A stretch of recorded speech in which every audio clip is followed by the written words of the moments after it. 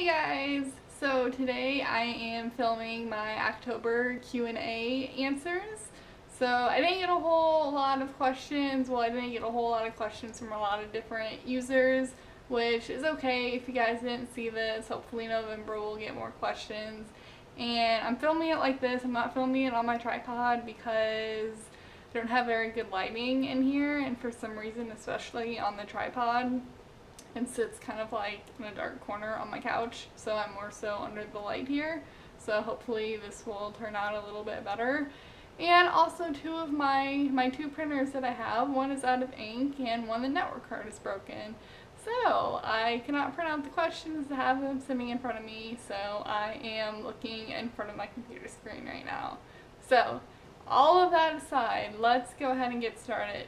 So Nick Goskin, I apologize. I know you comment a lot and I don't know how to pronounce your name, but he asks, you may have mentioned it somewhere, but when did your mental disorder actually start and how did it affect your life at school, with friends, etc.?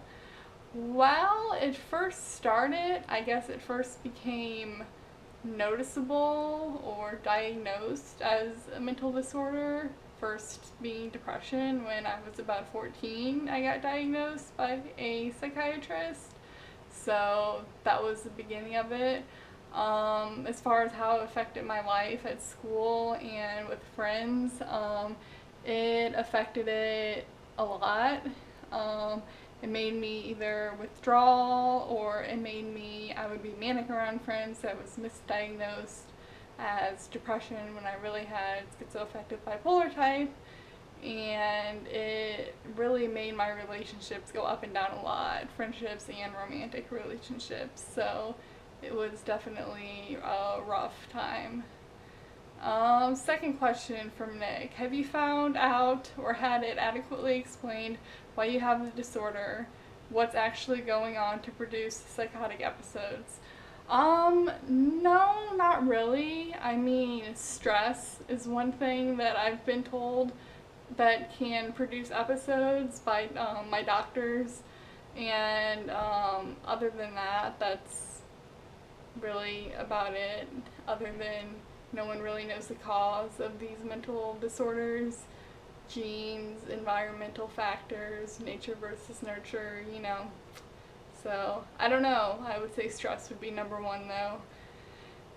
Let's see. Since it's Halloween season, what's your favorite scary character? Vampire, zombie, witch, etc.? And do you have a favorite scary film?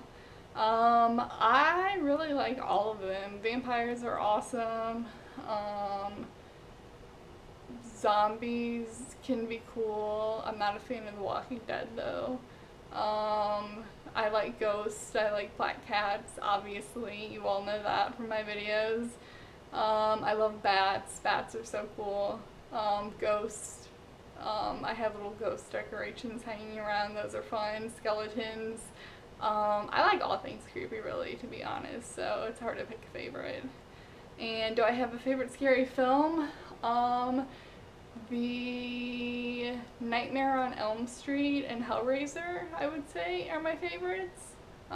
Interview with a Vampire I really like, although I wouldn't really say that's a scary movie, but vampires goes with Halloween, so why not?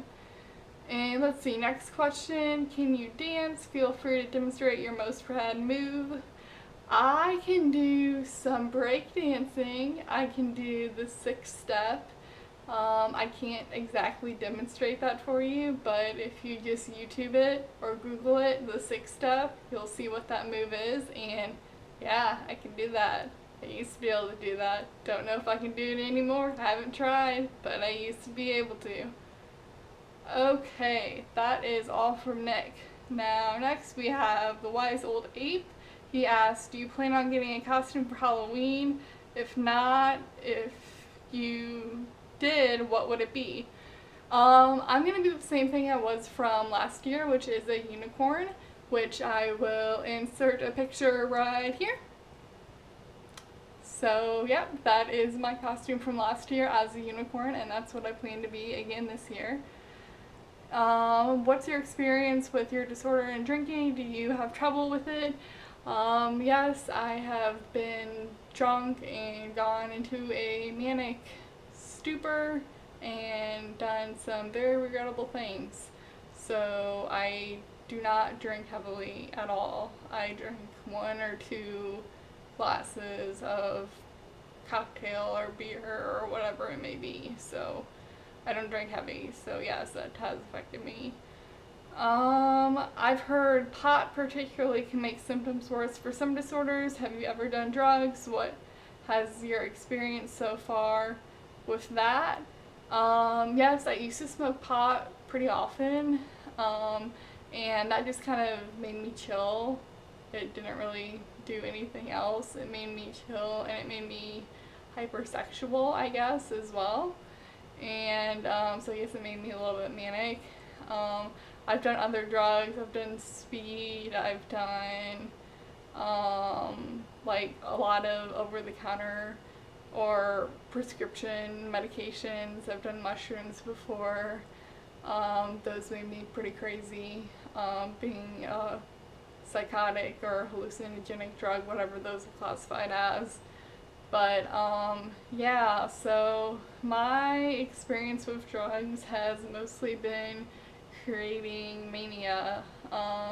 If you count alcohol as a drug, or maybe sometimes weed too. I don't know. I've gotten depressed, I guess, or I've self-harmed afterwards. So it's kind of been a mixture of both, to be honest.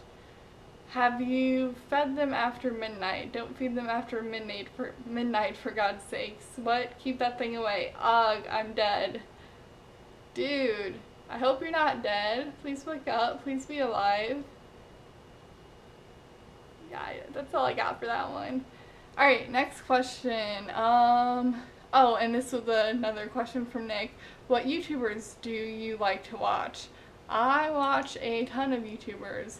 So I watch Desichroma. She is wonderful. I watch Bipolar Forever. I watch some, who else do I watch? I'm looking at my list right here. Solon Girl, I Drank the Rose Water. I watch Raw Sammy.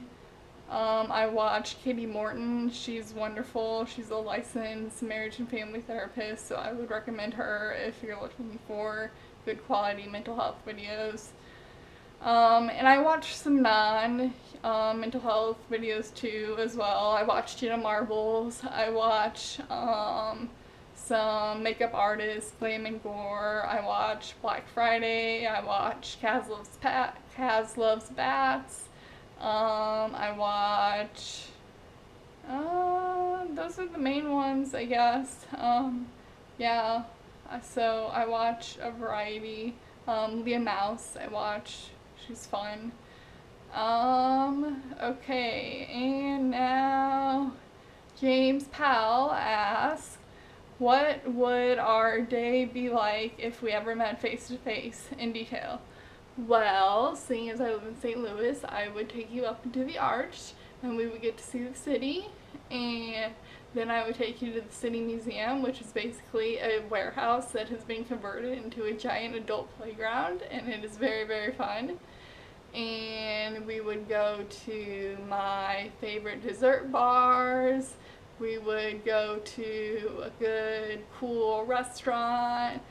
We would explore the city park. Maybe we would go to Six Flags. That could be fun. I don't know. We could just play it by ear and do whatever, but we'd have a fun day for sure. There's a lot to do here. And James also asked, have you watched any of my videos yet? Have you subscribed? Yes and yes. Have you ever been geocaching? No, I have not, but it does sound like a fun idea. I wouldn't mind trying it. And finally, he asked, if I cut a piece of bologna paper, thin, thick, could a brick still break the window? I'm gonna say no, because, no. I'm gonna say yes, because paper always beats rock. And the brick is like rock, and the bologna paper is paper, so paper would beat rock. So sure, there's your answer. I hope you like it.